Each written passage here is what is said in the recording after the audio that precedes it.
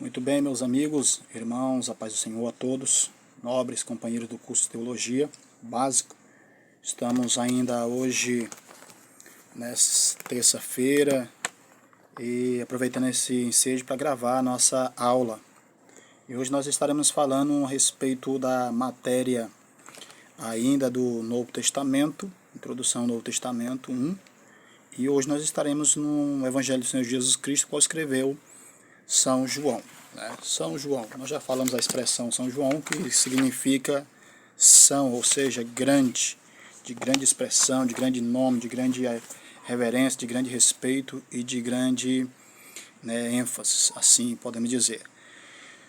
João, vamos falar aqui na nossa apostila, página 17, e você que acompanha aí essa videoaula nesse momento, prazer muito grande a todos, amigos, que vão assistir, acompanhar, qualquer canto que vão acompanhar aí com a gente. Deus abençoe grandemente, Cristo Jesus. Uma visão panorâmica a respeito do livro de João. Para muitos, o Evangelho de João ele se torna um livro mais, como eu posso dizer, ele se torna um livro mais amado de toda a Bíblia. Por quê? Haja visto, enquanto os outros evangelhos, os evangelhos sinóticos, eles procuram historiar os acontecimentos da vida de Jesus, contar a história a respeito da pessoa de Jesus Cristo, o Evangelho, ou seja, o evangelista João, ele já entra em uma parte mais peculiar. Ele já não vai simplesmente só historiar os acontecimentos da vida de Jesus, mas aqui nessa visão panorâmica do livro, um lequezinho aqui rápido para nós entender, ele vai além da história da pessoa de Jesus Cristo, ele entra numa dimensão mais profunda, num hábito mais espiritual. Então ele abrange mais uma área espiritual do que a área histórica da vida de Cristo, ok? Então guarde isso no coração. Então por isso que muitos têm esse livro como um livro mais amado, um livro de mais intimidade, mais afinidade, mais aguçado com o Espírito Santo, porque ele fala da vida eterna, fala da vida abundante, fala do que Cristo veio, se entregou e morreu por nós, fala do verbo, fala do tempo, no princípio ele era o verbo estava com Deus e veio para o que era seu, os seus não o receberam, e todos quantos receberam, e assim nós sabemos disso, querido? Então, falando aqui a respeito da visão panorâmica do livro de João, que João compôs e escreveu, vamos ver aqui, conforme diz o nosso comentarista, este evangelho foi escrito durante um tempo em que a heresia ela se estendia, se ramificava de maneira assombrosa, de maneira que trazia espanto no meio das igrejas. Foi o tempo de muitos prosélitos a essas religiões, logo após o cristianismo, logo após Cristo ascendeu os céus. Então daí por diante surgiu várias outras igrejas e até muitos querendo pregar mesmo a respeito de Jesus Cristo, pregando a respeito de Jesus Cristo, mas de uma forma distorcida, de uma forma errada. Eles queriam pregar a respeito de Jesus, mas eles não tinham essa autonomia, eles não tinham essa preparação. Então todos eles queriam pregar a respeito de Jesus, muitos deles queriam sair pregando sobre Cristo, mas eles não tinham recebido o aval dos discípulos ou de Cristo para poder sair pregando. Então muitos deles estavam pregando de maneira incoerente, de maneira errônea, de maneira distorcida. Então, fincando certos dogmas, certos credos, certas doutrinas que não formulava segundo a voz de Jesus Cristo. Foi preciso, então, o evangelista João dar uma aguçada, uma olhada mais fina, mais detalhada a respeito dessa extensão de dogmas, de heresias, de doutrinas que estava surgindo, muitos pregando aqui, outros pregando acolá, mas pregando de uma maneira falsa, de uma maneira que não tinham conhecimento a respeito de Jesus Cristo, como eles tiveram uma experiência viva. Isso aqui nós falando simplesmente aqui num ângulo panorâmico do livro de João, tá ok, querido? E nós olhando aqui, nós vemos quem é o autor. João era o filho de Zebedeu, irmão de Tiago. Acompanha aqui agora comigo, e olhe, preste bem atenção. Ele, filho de Zebedeu, irmão de Tiago, eles eram pescadores, cresceram na cidade de Betsaida, perto da Galileia, Essa é a situação deles geograficamente, né, para quem está acompanhando a nossa videoaula. Também, eles conheciam o sumo sacerdote de Jerusalém. E uma coisa bem interessante que eu quero ressaltar aqui para você, que acompanha a gente aí, eles foi o principal discípulo de João Batista. João, esse que escreveu o Evangelho de Jesus Cristo. Ele foi o principal discípulo de João Batista, depois se tornou o discípulo mais chegado de Cristo. Então é como a gente costuma dizer, me diga com quem tu anda que a gente sabe quem tu és.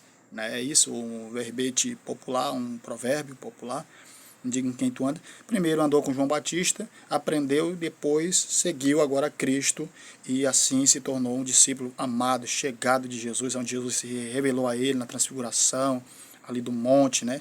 Do monte da transfiguração. Então vamos lá, continuando.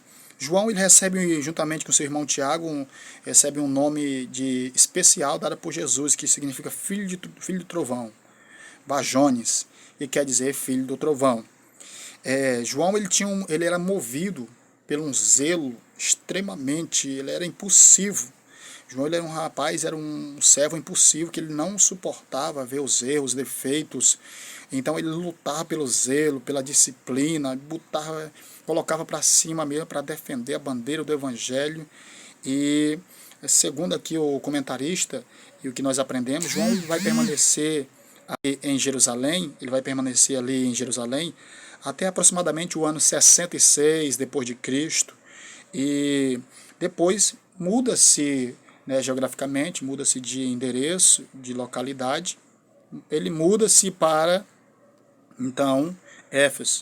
E talvez foi onde ele começou a escrever, uns vão dizer, foi onde ele começou a escrever o seu livro.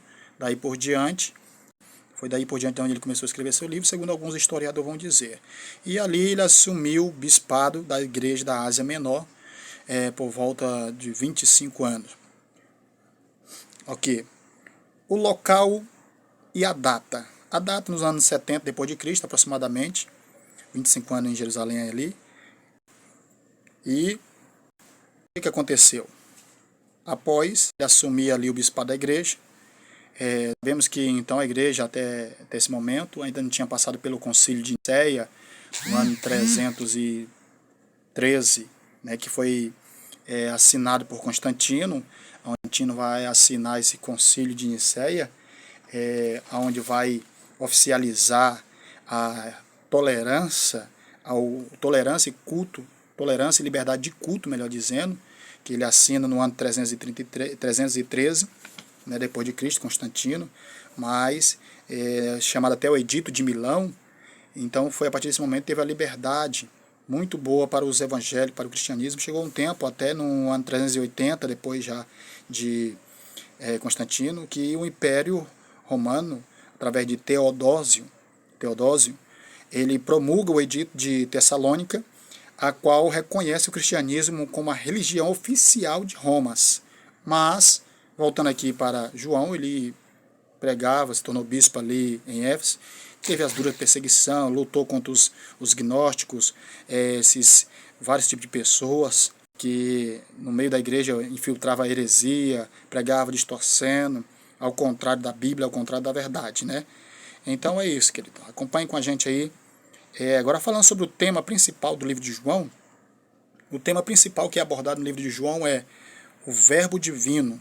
O Verbo se fez carne e habitou entre nós para nos salvar. É onde João vai abordar aquele, no princípio era o Verbo estava com Deus, o Verbo se fez carne e habitou entre nós para salvar, né, se tornou a luz do mundo, e assim. 7.5, a natureza do Verbo divino. Enquanto em Gênesis capítulo 1 registra o ato criativo de Deus, João 1.1, ele revela o verbo que existiu antes da criação. Ou seja, o verbo é a tradução do grego, a palavra verbo quer dizer logos. Logos revela-se tempo. Então, logo entendemos que o que? Logos, tempos. Jesus, ele é antes do tempo, ele é pré-existente. Pré-existente, podemos dizer, Jesus ele é pré-existente. Antes de tempos e tempos, ele já existia, antes que houvesse uma organização cronológica. Jesus já existia no tempo, ok? Vamos continuando aqui na nossa lida, na nossa interpretação, falando a respeito de João, que era um homem impossível, quando se tratava a respeito da defesa, da genuína fé, do evangelho, da pureza, da santidade. Ele não aceitava as pessoas querer pregar de qualquer jeito, e ele vinha, tem tanto que o evangelho, o qual escreveu São João, ele é focado principalmente para combater a heresia que estava coexistindo no coração de muitas pessoas da igreja, que era cristão, mas através de vários dogmas, através das várias doutrinas, vários ensinamentos, né, as pessoas estavam se deixando se levar pelos ventos de vã doutrina. Então o evangelho, ou melhor dizendo, João escreve mais combatendo e refutando o pecado do coração do povo. Então, quando João escreve aqui no Evangelho de São Jesus Cristo, igual ele escreveu, ele está lutando para trazer a santidade novamente ao coração do povo e trazer Jesus, sinceramente, para o coração do povo, sem essas artimanhas que os novos pregadores, tipo dos gnósticos, os jesuítas, os coatitas, tantos, né, os nicolaítas, esse melhor dizendo também, nicolaita, que infiltrava as doutrinas, pregando coisas errôneas, tudo para tentar enganar, distorcer. Muitas vezes eles queriam pregar mesmo sobre Cristo, mas não tinha essa conhecimento, essa afinidade igual tinha João, os apóstolos, Mateus, Lucas, vamos dizer assim, esses tinham afinidade para pregar sobre Cristo. Eles tinham mais propriedade, certo? Então, ele defendia a mesma bandeira do Evangelho e lutava mesmo. O Evangelho, qual escreve São João aqui, ele é um evangelho para novos convertidos e também para senhores velhos e antigos, para reativar, reaviver a chama, a esperança e o amor novamente, porque o povo está distanciado. É tanto que João ele se vê na obrigação de refutar um certo costume que o pessoal estava ovacionando mais a João Batista já, né, estava dando uma elevação, estava dando uma glorificação para João já quase a nível de Jesus Cristo. O que foi preciso João dizer? João teve que dizer, olha, João Batista ele era apenas o preparador do caminho, mas não quer dizer que ele é primeiro que Jesus. Jesus existia primeiro que João Batista. Muitos acham que João veio na frente e depois Jesus. Isso na vida aqui, né, secular. Mas Jesus já existia antes do tempo e antes de João Batista. João Batista veio como primeiro, mas Jesus já era primeiro dele na eternidade, primeiro que João Batista. Então, o que João fez? Teve que refutar, dizendo, olha, João Batista foi só aquele que preparou o caminho, por que vocês estão dando glória a ele, ovacionando a ele? Ele é simplesmente um mero servo que se dedicou corpo e alma. Assim deve ser vocês também, adorar ele, adorar Jesus Cristo, e não a João Batista.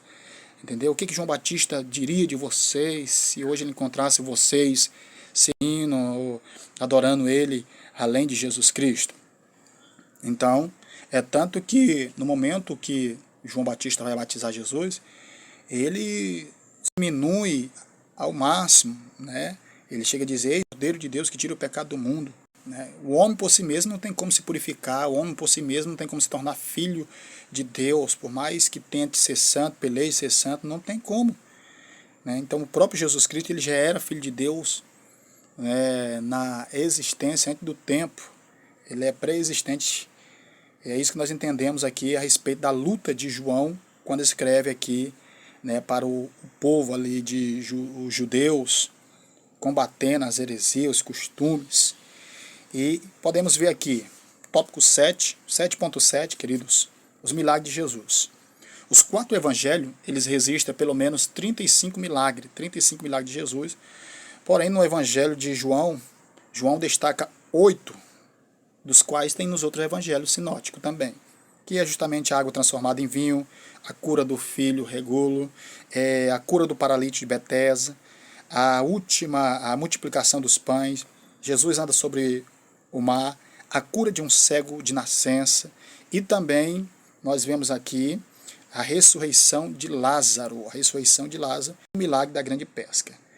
E 7.8, Jesus fazendo todos esses milagres, vem os opositores, os inimigos, tentando contradizer o que Jesus pregava, ensinava, tentando coagir Jesus a abandonar a sua religião, abandonar os seus princípios e seguir o que eles queriam que fosse pregado, né, para não descobrir o que estava, né, em pecado, em oculto, fedendo as narinas de Deus. Os judeus, eles pretendem de qualquer modo confundir Jesus, até um ponto que eles trouxeram uma mulher em ato de adultério para tentar confundir o mestre. Mas Jesus, ele vai refutar usando a palavra, usando uma pergunta, né, uma pergunta, podemos dizer, uma pergunta retórica, né, podemos aplicar aqui. Jesus pergunta: quem não tem pecado, atira a primeira pedra. Então todos logo saem e retira-se, ficando só Jesus e aquela mulher. Então, de qualquer maneira, eles procuravam enquadrar, ou seja, limitar, calar. De qualquer momento eles estavam ali perseguindo, procurando ali podar a obra de Cristo aqui na terra. 7.9, queridos, na nossa apostila, na página 19, a promessa do Consolador. A missão, Jesus, antes de ascender os céus, ele prepara os discípulos para a sua partida.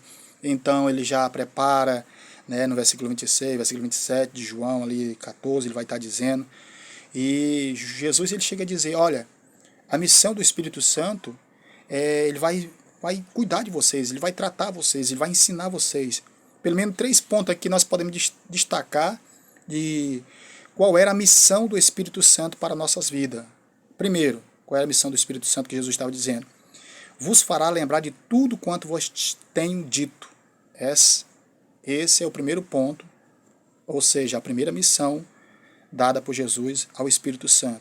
Ajudar eles a lembrar de tudo que Jesus havia pregado. Segundo, o Espírito Santo vos guiará em toda a verdade. E terceiro, vos anunciará as coisas que hão de vir, ou seja, o Espírito Santo de Deus ia revelar. Jesus estava dizendo: eu vou aos céus, prepare, mas não vos deixarei órfão, enviarei outro, e cuidará de vocês, guiará, vos fará lembrar, e ele vos revelará o que há de vir. Acompanhando mais aqui, 7.10, aí acontece o momento da prisão de Cristo, no Getsêmani. Todo aquele cenário, João também descreve alguns acontecimentos, onde ele, no capítulo 19, conta do início de Pilato, cada vez mais consequente, manda açoitar o mestre, e depois, não achando nele crime, quer libertar, manda para Pôncio Pilato. Pilato quer mandar de volta para... e vai mandando um para o outro, jogando para outro imperador, a ponto de eles não poder soltar Cristo, porque o ato de soltar Jesus Cristo era como se estivesse afrontando os seus líderes, a igreja, os sacerdotes, que era tido como autoridade maior na terra, né? Até maior do que o rei, a autoridade religiosa era maior. E então, a partir desse momento, Jesus Cristo é levado carregando a cruz, ou seja, carrega a sua cruz até o Gólgota, lugar de caveira, e ele lá é crucificado, como nós sabemos. Esse é o resumo aqui do nosso livro de João. Ok, queridos? Aqui agora nós entraremos, então, no comentário sobre o livro de Atos dos Apóstolos.